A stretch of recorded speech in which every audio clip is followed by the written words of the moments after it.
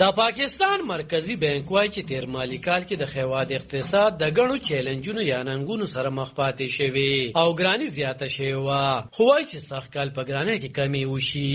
د پاکستان سټیټ بانک د مل د معاشي کارکردګۍ په اړه د کال 2022 او 23 کلیز ریپورت خور کړی چې هغه کې ویل شوی چې د روس او یوکراین د جګړې لامل د مالی کال 2022 په وروستو شپږو میاشتو کې د هیواد اقتصاد د ګڼو چیلنجونو سره مخ پاتې شوی. په پاکستان کې د اقتصادي چارو کارپوهان وایي چې په کم حساب سره چې د هیواد آبادی سیوا کیږي نو په هغه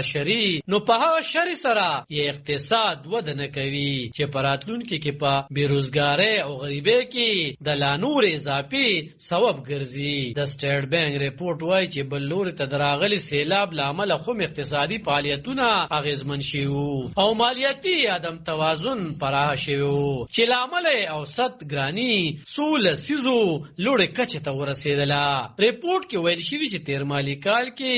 د ګرانټ اکاونټ خساره زیاته کمه شوې، خو د بهر نه د پیسو راتګ کې د کمۍ له امله د سټیټ بانک د بهرنو اسعارو ذخیرې هم کمې شوي. ریپورت زیاتوي چې د مالی کال 2022-23 په وروستو کې په معیشت کې د ښه والي راتلو نښې لیدل شروع شوي او IMF نه د 3 اربو ډالرو په ترلاسه کېدو بهرنۍ څانګه کې د خطرو په کمیدو کې مرسته ترلاسه شوه. سټیټ بانک په خپل ریپورت کې ویلي چې د ولسي څانګې یا پبلک سېکټر د شرکتونو کارکردګي په مالیاتي وسیلو بوج ده او د دې لامل ترقیاتي لګښتونه لپاره گنجائش په ختمېدو شوې ده. ریپورت وایي چې په درآمداتو د تکیې کمولو او نرخونو کې د استحکام راوستلو لپاره زری څانګه کې اصلاحاتو ته اړتیا ده. د روان مالی کال په اړه ریپورت کې د لګول شو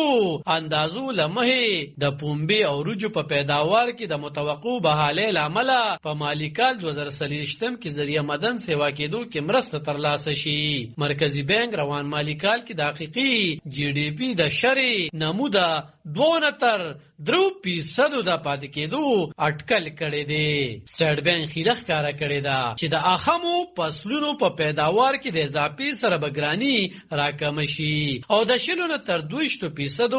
به پاتې شي. نړیوالې مالیاتي ادارې د لومړي مالی کال 2023 لپاره پاکستان کې د ګرانۍ تخمینه 20% لګولې وه، خو دې ته د بیا کتنې په ترڅ کې دا کچه یو کم 0.2% ته جګه کړې ده او په ګوته کړې ده چې د روان مالی کال په پای کې د ګرانۍ کچې 19.5% ته ښکته کېدی شي. عالم خان شیرپو، دلبر نیوز 400 د پاکستان